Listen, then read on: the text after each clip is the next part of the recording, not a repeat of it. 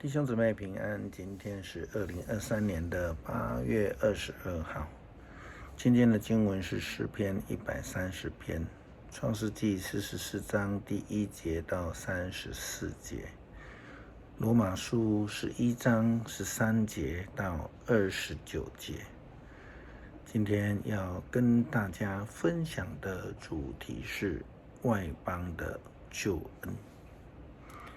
上帝他定义要将他的救恩带到埃及，即所谓的万邦，或是说外邦。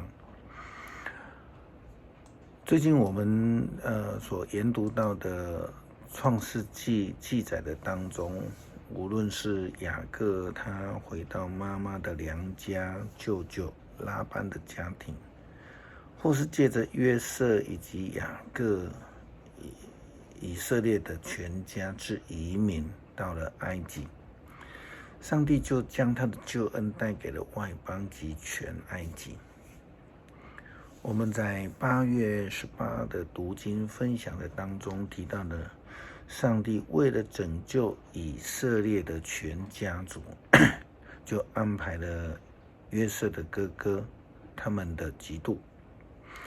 出卖了自己弟弟约瑟给以实玛利的生意人，然后将约瑟就带到了埃及，后来在波提乏的家，也更安排了好色的主人太太来陷害约瑟，入了监狱，也因此有机会为法老王的酒政解梦。虽然恢复职务的酒政可能因为太高兴了，完全忘记了约瑟的恩典，但是上帝还是借着法老王的梦境，让约瑟有机会在法老王的面前为他来解梦，让法老王见识到约瑟所代表的上帝的智慧与能力，然后就任命了约瑟成为了全埃及的宰相，管理制定新的次序来拯救全埃及，更因此保全了以色列全家脱离饥荒的侵袭。也因为饥荒，让约瑟有机会和兄长们来重逢，并且后来就跟家人重逢，也知道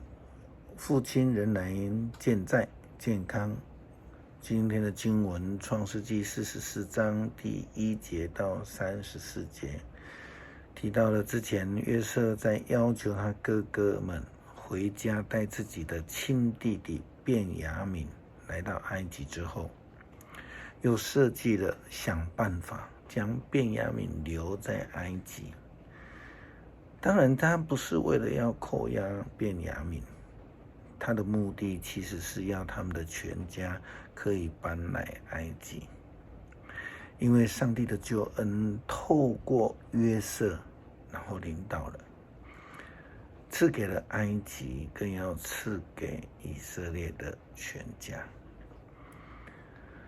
我们都知道保罗是一位外邦福音的使徒，他自己也非常明白上帝给他的呼召。他在写给罗马教会的书信里面说道，现在我向你们外邦人说话，既然我是外邦人的使徒，我当然看重我侍奉的职务，或者我也可以激发同胞的嫉妒、发愤的心，借此拯救他们当中的一些人。如果他们被遗弃，反而使世人得以和上帝和好，那么当他们被接纳的时候，已死的人不是会重获生命吗？如果把面团的头一块献上了给上帝，那么全团也就是献给他的。如果我把树根献给了上帝，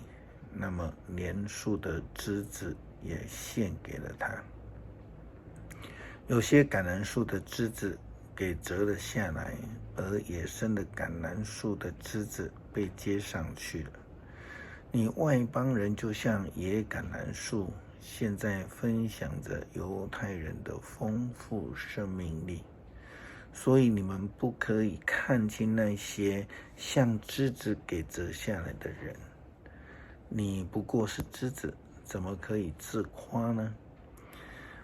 不是你在支持树根，而是树根在支持你。也许你要说枝子给折下来了，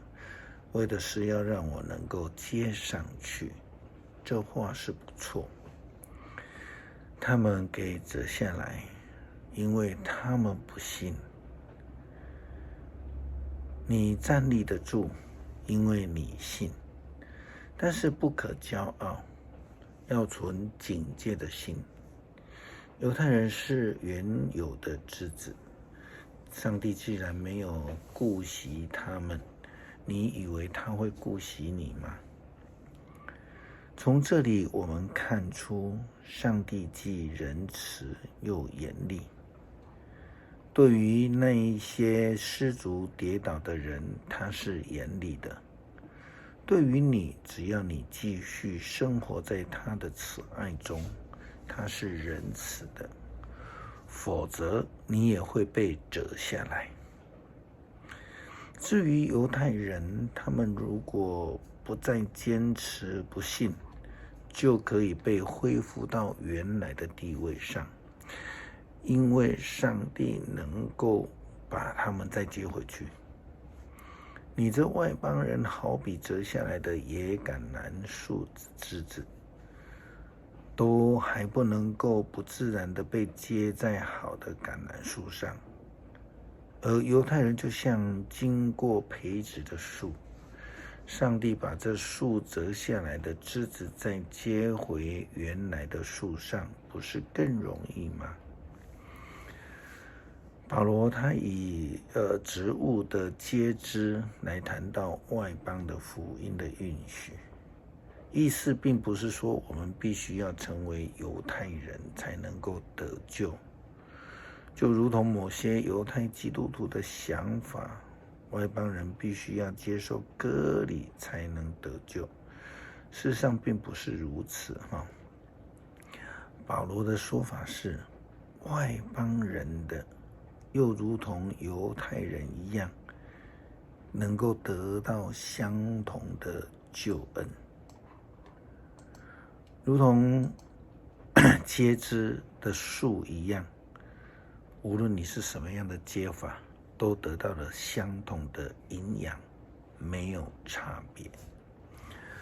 保罗他继续谈到，上帝爱世人是没有差别的，是普及万民的。这个就是这样的一个概念。保罗他说，兄弟姐妹们，有一个奥秘的真理，我希望你们知道，免得你们老是觉得自己聪明。这真理是，部分的以色列人顽固，只要等到外邦人全数都归向上帝了，到时候那全部的以色列人终必来得救。正如圣经所说的，拯救者要从锡安出来，他要除掉雅各子孙的罪恶。上帝说，这就是我要与他们订立的约，那个时候我要赦免他们的罪。犹太人拒绝了福音，成为上帝的敌人，结果使你们外邦人得到益处。但是由于上帝的选择，又根据上帝对族长们的应许，犹太人仍然是上帝所爱的，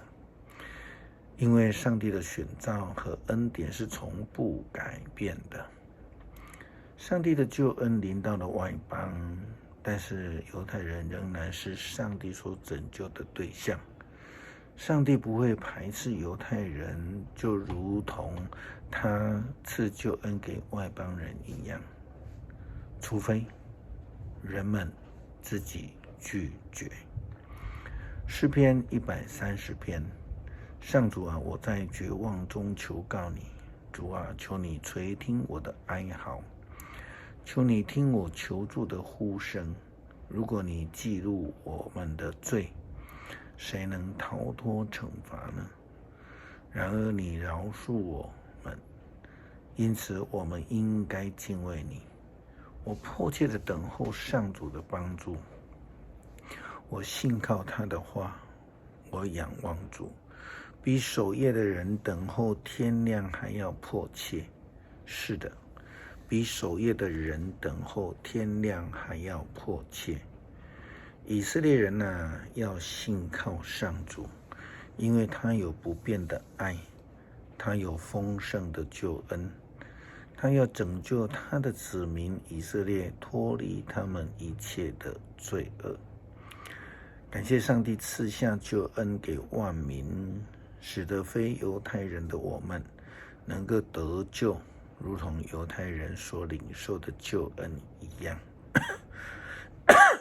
求主帮助我们，也以同样的爱来爱人，领人归主。祷告，奉怜悯的主耶稣基督的圣名求，阿们。